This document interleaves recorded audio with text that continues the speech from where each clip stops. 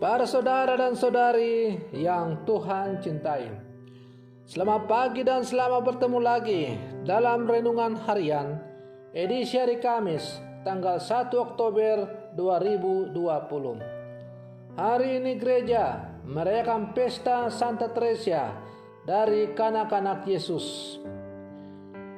Hari ini juga merupakan hari pertama dalam bulan Oktober, dan hari ini juga kita memasuki yang dalam gereja dipersembahkan secara khusus kepada Bunda Maria yang dikenal dengan nama bulan Rosario. Mengawali perjumpaan kita pada pesta Santa Peran Maria, pada pembukaan bulan Rosario ini, kita hendak mendengar dan merenungkan sabda Tuhan. Marilah sebelum kita mendengar dan merenungkan sabda Tuhan, kita berdoa. Dalam nama Bapa dan Putra dan Roh Kudus. Amin. Allah Bapa kami, Raja yang Maha Luhur dan Maha Pengasih, Engkau membuka kerajaan-Mu bagi orang kecil dan rendah hati.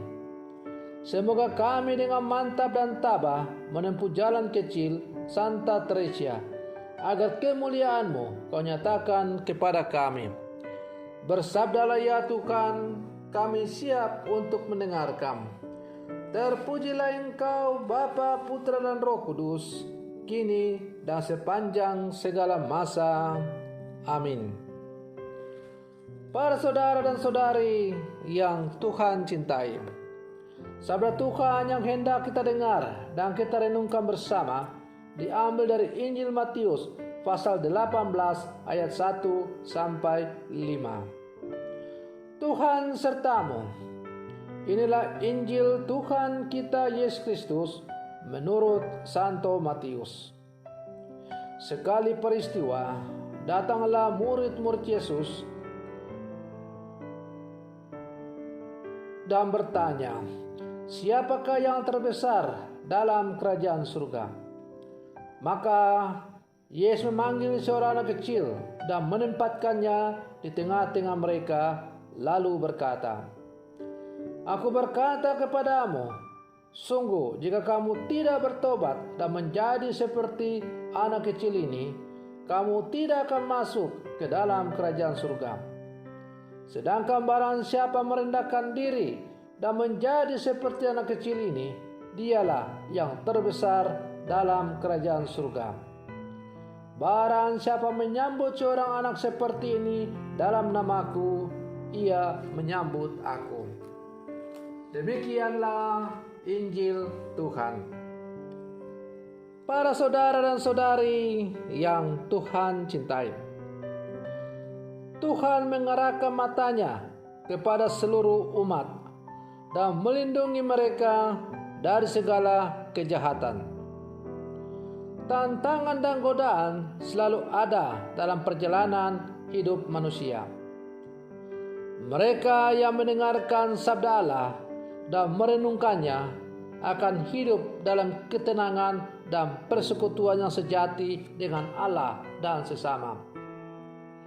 Karena itu Yesus mengajak para murid untuk selalu mengevaluasi diri dan belajar bersikap rendah hati seperti anak-anak kecil yang polos dalam berpikir, berujar, dan berperilaku.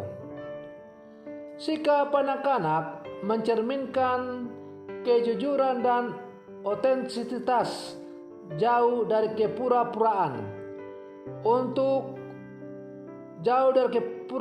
dan kemunafikan. Sebagai manusia yang hidup pada zaman ini, kadang-kadang godaan untuk merasionalisasikan segala sesuatu dengan literasi yang terbatas sering dilakukan, dan tidak jarang manusia hidup dalam jebakan keterasingan akan Allah dan sesama.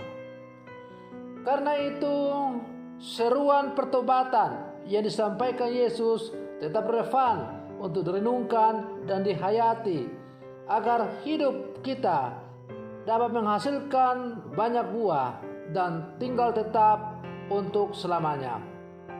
Yesus berkata, Aku berkata kepadamu, sesungguhnya jika kamu tidak bertobat dan menjadi seperti anak kecil ini, kamu tidak akan masuk ke dalam kerajaan surga. Para saudara dan saudari yang Tuhan cintai, persekutuan yang sejati tetap dibangun dalam semangat kejujuran dan persaudaraan kasih.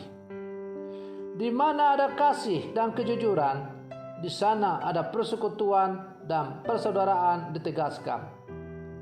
Yesus Kristus melalui para murid selalu mengajak segenap umat beriman untuk berupaya mengedepankan kejujuran dan ketulusan dalam melayani. Untuk merealisasikannya membutuhkan semangat, kerendahan hati, dan jiwa yang besar.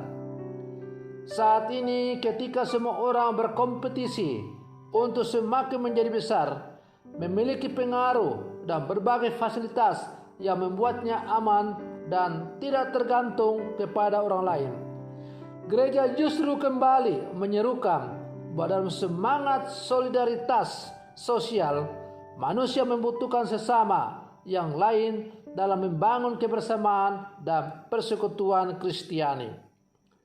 Para saudara dan saudari yang Tuhan cintai, semangat persekutuan bersolider menjadi kuat jika ada kesadaran bahwa sesama adalah anugerah bagi hidup kita.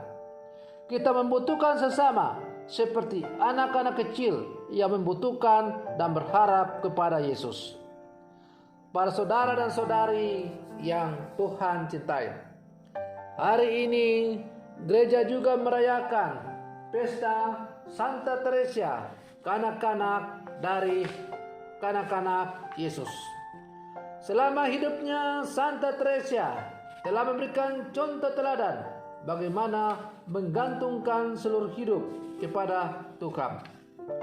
Maka kalau hari ini kita merayakan pesta Santa Teresa, kita diajak untuk meniru dan mencontoh teladan hidup dari Santa Teresa yang selalu mengandalkan Tuhan dalam hidupnya.